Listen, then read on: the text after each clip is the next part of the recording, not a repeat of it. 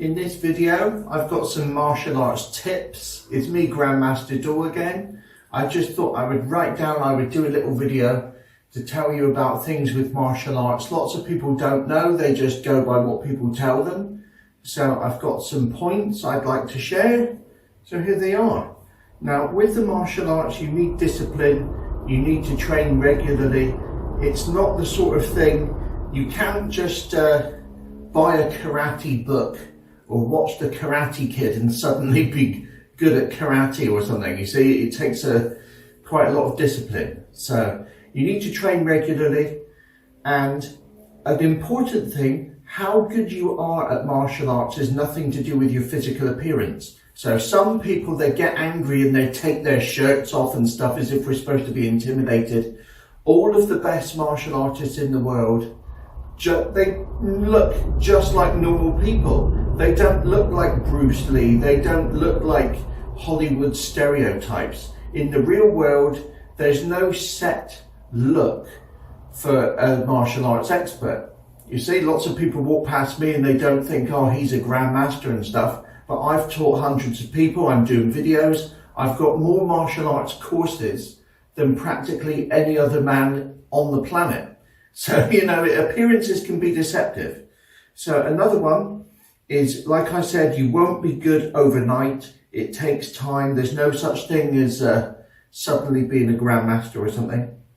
Now, anyone with self-defense, anyone can learn self-defense in a few hours. You can learn, to be honest, most martial arts experts are not going to tell you this, but you could beat most opponents with just about 10, 15 moves. You only actually need, like, you know, a dozen moves, and you could win most fights with a dozen moves. So you don't need to learn hundreds of moves to be good enough to defend yourself from most attacks. But if you want to do martial arts, you're going to learn lots and lots of moves, and you're probably not going to use most of those moves if you get in a combat street fight scenario. But a martial art takes more discipline, self-defense. You can learn how to defend yourself in an afternoon, you see. But a martial art takes years because you've got lots of moves, lots of different grades, lots of things to learn more than just a few moves. So there's a big difference between martial arts and self-defense. Now, there is no set time frame to get to black belt, master or grand master status. For example, you could be someone who's already done martial arts for years and years, and you join a new club and you find it easier than the other students because you've already done martial arts for years. So you might get to black belt in 6 months.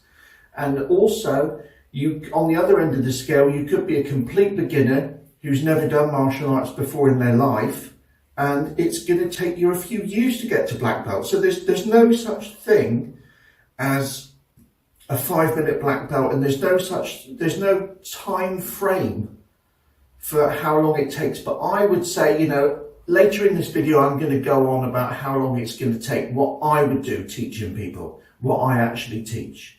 So with master and grand master status, the time in rank is, it's a money spinner, money, you see. Oh, you have to be, you cannot be 4th dan unless you've been 5th dan for like 10 years and all of this stuff.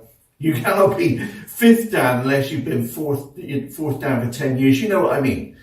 And they do it so that most of the people will not get to anywhere near that grade. They're not going to wait 10 years and they'll give up. So nobody is going to get to the higher ranks. So only the most dedicated will get to it. And it's a money spinner, you see? So they do it on purpose.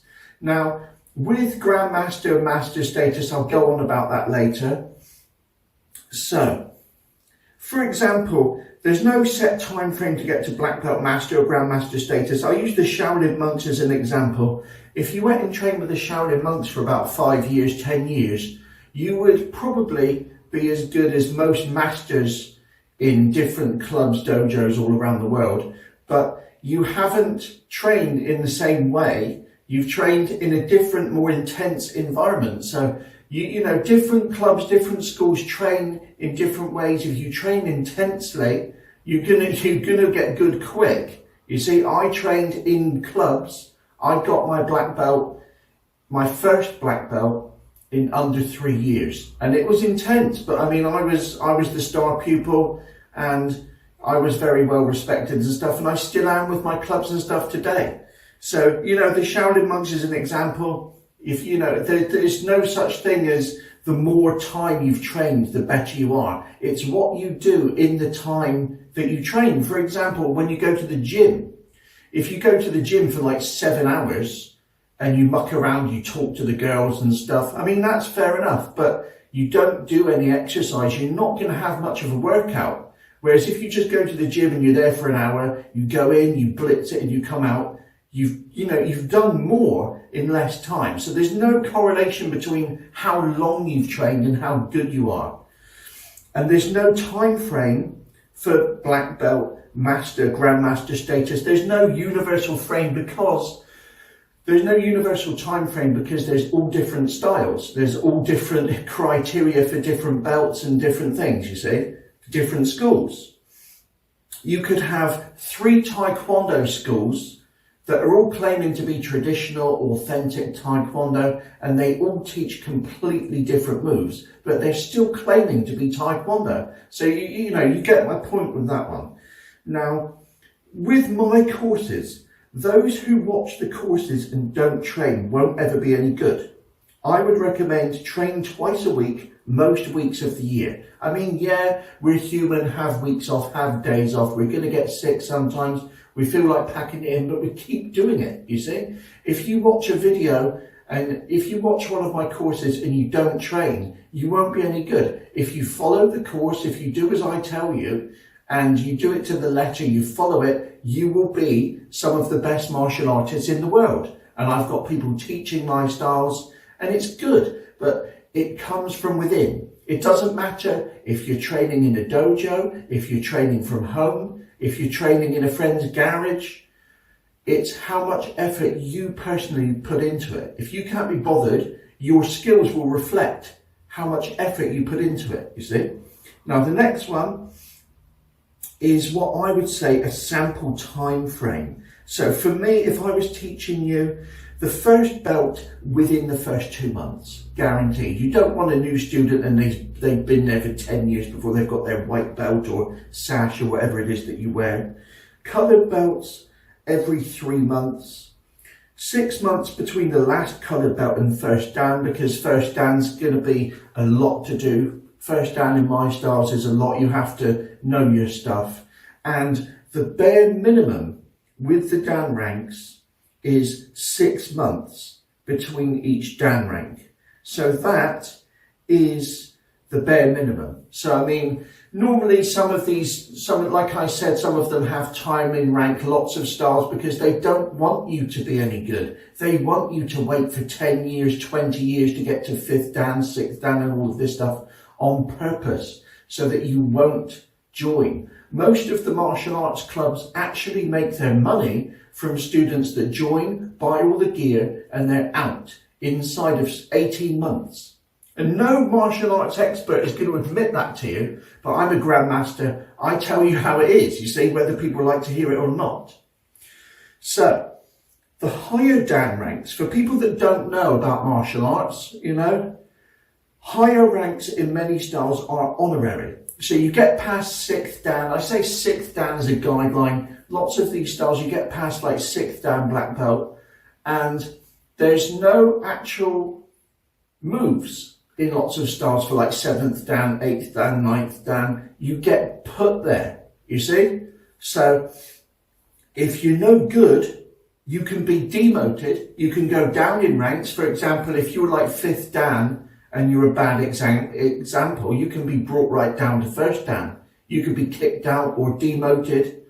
But with the higher ranks, you get given those ranks. For example, with the Snake Fist Karate, I was the only person in the world that actually bothered with Snake Fist Karate, that made the Snake Fist Karate Federation, the books, the videos, the lesson plan, the seminar courses. And I created the Snake Fist Karate Federation, but because I was making all the effort and I went out of my way, I was given 8th dan. There's no moves for 8th dan, you see. If you make a significant effort, you get put in the higher ranks. So I was 8th Dan at 28. So I was Grand Master at 28 as well. But you get put there.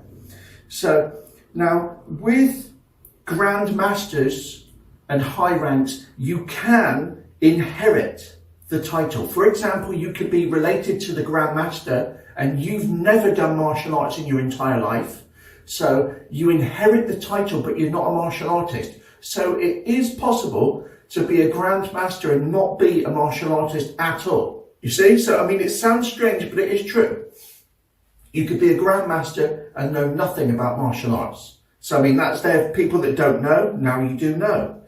And you can create styles and become a Grand Master, but your styles should be verified. So, to be honest, anyone could go online and make up a few moves, put a few moves together and call it like giant karate or something, sweet corn karate. But the thing is, anyone can put moves together like anyone can learn self-defense. But a real martial art, creating a style, it takes a long time because you've got to put moves together that work. The belt levels the style has to progress in a way that is not too difficult. Lots of styles, even traditional styles, all of a sudden you get to like blue belt or red belt and it's so much more difficult, everyone gives up. And you have to know your stuff to be able to create styles. So it's not as simple as putting a few moves together and all of a sudden you're a Grand Master. You have to be verified. You have to have people that are Grand Masters, people that are already there before you, verify what you've done. So those are a couple of ways of how you get to Grand Master. It's not as straightforward as it sounds. But anyway, it's just a few points. Thank you for watching.